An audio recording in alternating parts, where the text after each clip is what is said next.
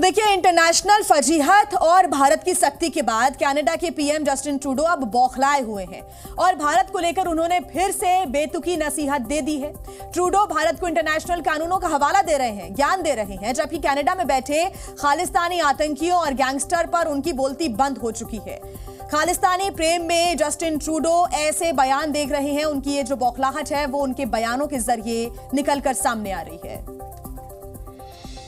तो इंटरनेशनल बेइज्जती होने के बावजूद कनाडा के प्रधानमंत्री बेतुकी बयानबाजी से बाज नहीं आ रहे हैं।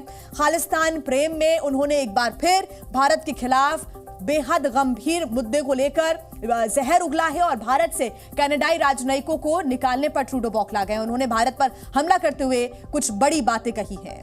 We have been very, very clear that we want to work constructively with India on this very serious matter.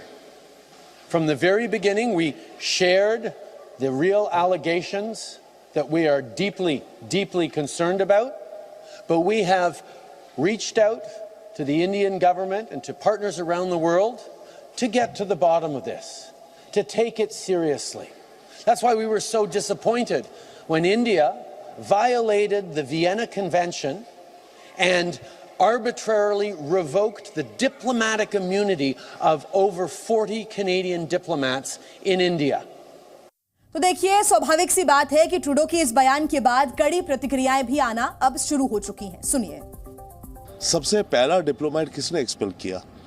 ये जो निज्जर की असैसिनेशन की बात हुई तो सबसे पहले तो कैनेडियन अथॉरिटीज ने इंडियन एक सीनियर डिप्लोमेट को एक्सपेल करा। अब डिप्लोमेसी का तो ये प्रिंसिपल है रेसिप्रोसिटी। ओके, तो जो आपने जब शुरू करा मामला, आपने ट्रिगर करा, तो obviously India will retaliate because diplomacy का वो कायदा कानून है।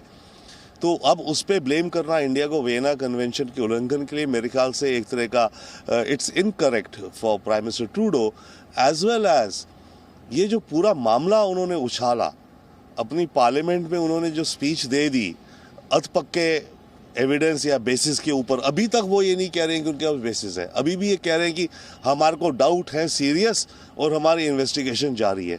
तो जब तक अपनी इन्वेस्टिगेशन भी पूरी नहीं करी, उससे पहले इतनी बड़ी बात बोल दी, तो ये तो ट्रूडो ने बहुत बड़ी मिस्टेक करी डिप्लोमेसी के हिसाब से और अब उसका खामियाजा।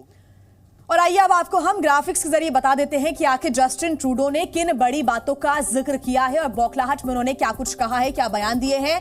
उन्होंने कहा कि राजनयिकों को निकालना चिंता की एक बात है, ये वो कहते हुए नजर आए। राजनयिकों को निकालना वियना संधि का जो उल्लंघन है वो भी वो भारत को ज्ञान देते हुए नजर आ रही है। तो वहीं अंतर्राष्ट्रीय संबंधों का खतरनाक इसको बनाएगी स्थिति, ये भी उन्होंने कहा है। ट्रूडो ने कहा है कि वियना संधि का तो उल्लंघन है ही, साथ ही स्थिति अंतर्राष्ट्रीय संबंधों को खतरनाक बनाएगी। ऐसी चीज है जिसे हम बहुत गंभीरता से ले रहे हैं। हम अपने सभी सहयोगियों और साझेदारों के साथ काम करना जारी रखेंगे और जांच एजेंसियां अपना काम करती रहेंगी। ट्रूडो ने अपने बयान में कहा है कि हम इस मुद्दे पर भारत से किसी तरह की कोई लड़ाई नहीं चाहते हैं, लेकिन हम ये स्पष्ट रूप से हमेशा कानून के साथ खड़े रहेंगे। ये भी उन्होंने कहा है क्योंकि कनाडा कानून के शासन में यकीन रखता है। ये उनकी बातों में तो नजर आया, लेकिन उनके हमेशा से जो रिएक्शंस रहे हैं या फिर जो कदम उन्होंने उठाए हैं, उनमें उनकी ये बातें कहीं ना कहीं नजर नहीं आती हुई नजर आती है। ट्रूडो के बयान पर कहीं ना कहीं बीजेपी की तरफ से भी कड़ी प्रतिक्रिया आई है।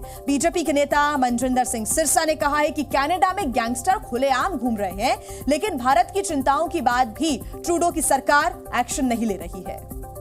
मुझे बहुत दुख और खेद है कि एक प्रधानमंत्री ये बार बार कहे कि मुझे लगता है कि भारत कनाडा की धरती के ऊपर एक कैनेडियन के कत्ल के लिए जिम्मेवार है। मुझे लगता है, कोई एविडेंस नहीं, कोई सबूत नहीं, और बार बार मांगने पे कोई सबूत नहीं, केवल और केवल अपनी नेगेटिविटी को छुपाने के लिए, अपने जहां की जो उनका फेलियर है कनाडा को, उससे लोगों का ध्यान हटाने के लिए ऐसी बार बार बात करी जाए, जिससे हमारा कम्युनिटी का बहुत नुकसान हो रहा है।